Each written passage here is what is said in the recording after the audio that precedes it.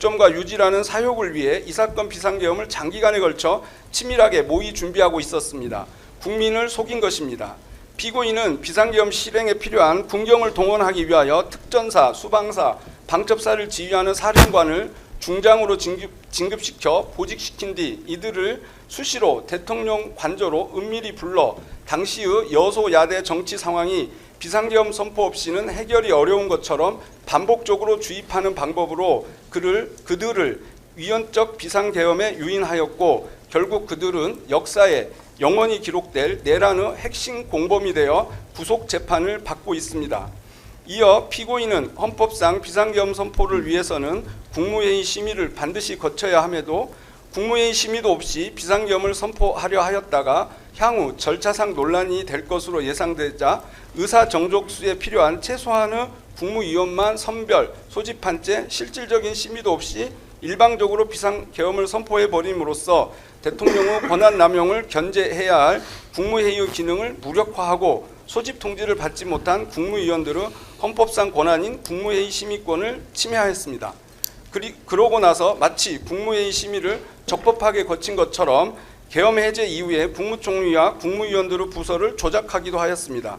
피고인이 단순히 위헌적 비상계엄을 선포한 것에 머물지 않고 비상계엄을 선포한 이후에는 홍장원 국정원 차장 등에게 직접 주요 정치인 체포를 위한 위치 확인을 지시하기도 하였고, 국회의 계엄 해제 요구안 의결을 저지하기 위해 경찰청장인 피고인 조지호에게 직접 일체의 정치활동을 금지하는 포고령을 근거로 해 국회에 진입하고자 하는 국회의원들을 체포하라고 지시하고, 수방사령관 이진우, 특전사령관 각종군에게 직접 국회 봉쇄를 재촉하며 본회의장에 있는 국회의원을 총으로 위협하여 강제로 끌어내거나 정기를 차단하는 지시까지 하여 그 지시가 현장 군경에 하달되도록 하였습니다.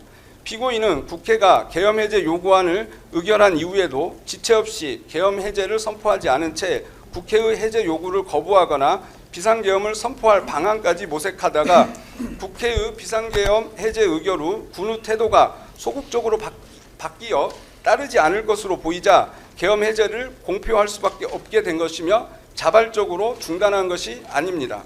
피고인은 비상계엄 선포 요건을 조성하기 위하여 북한의 무력 도발을 유인하기 위해 선제적 군사 조치를 기획하고 실행까지 하였습니다.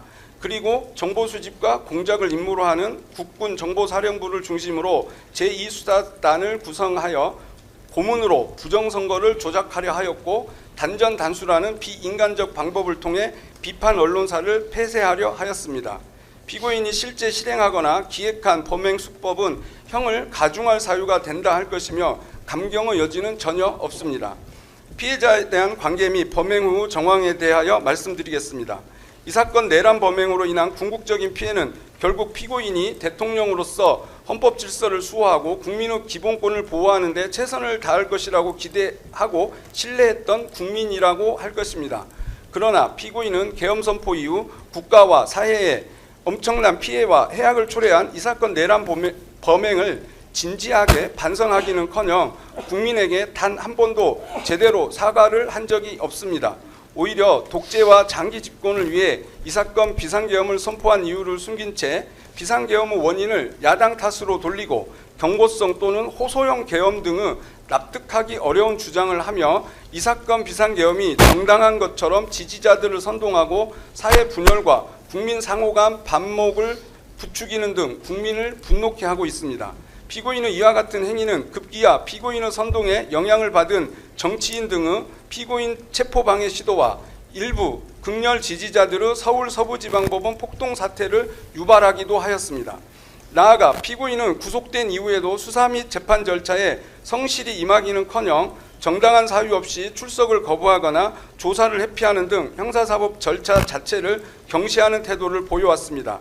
이는 자신의 범행에 대한 책임을 인정하거나 진실을 밝히려는 최소한의 자세조차 결여되어 있음을 드러내는 것으로서 피고인에게 어떠한 반성의 기미도 찾아볼 수 없음을 명백하게 보여주고 있습니다.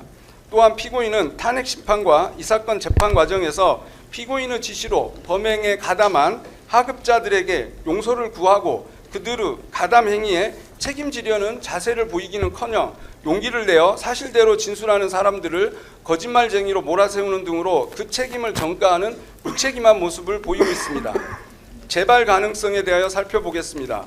1980년 5.17 비상계엄 전국 확대 조치 이후 민주화를 거치고 재판을 통해 1997년 5.17 군사 반란 등을 주도한 전두환, 노태우 두 전직 대통령을 무기징역 등으로 단죄하면서 우리 국민은 다시는 비상계엄을 수단으로 한 친위 쿠데타가 일어나지 않을 것으로 생각했고, 이 사건 비상계엄 선포 당시에 많은 국민이 비상계엄 선포 소식을 듣고 가짜 뉴스로 취급하였습니다.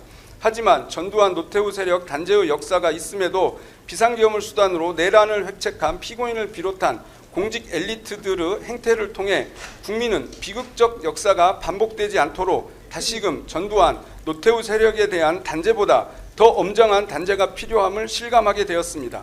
따라서 피고인에 대한 형을 정함에 있어서는 재발 가능성을 진지하게 고려할 필요가 있습니다. 내란 우두머리죄에 대한 법정형은 최고 사형, 최저 무기금고입니다. 이와 같은 양형 조건에 비추어 볼 때 참작할 만한 감경 사유가 전혀 없는 피고인에 대하여 법정 최저형인 무기형으로 형을 정하는 것이 과연 양형의 원칙에 부합한지에 관하여 신중한 검토가 필요합니다. 대한민국은 사실상 사형 폐지 국가라고 합니다. 사형을 집행하지 않기 때문입니다. 그러나 사형은 구형되고 있고 선고되고 있습니다. 대한민국 형사사법에서의 사형은 집행하여 사형을 시킨다는 의미가 아니라 공동체가 재판을 통해 범죄 대응 의지와 그에 대한 신뢰를 구현하는 것으로 기능하고 있는 것입니다. 피고인은 반성하지 않습니다. 양형에 참작할 사유가 없고 오히려 중한형을 정해야 합니다. 따라서 법정형 중 최저형으로 형을 정함은 마땅하지 않습니다. 법정형 중 최저형이 아닌 형은 사형밖에 없습니다. 이에 피고인 윤석열에게 사형을 구형합니다.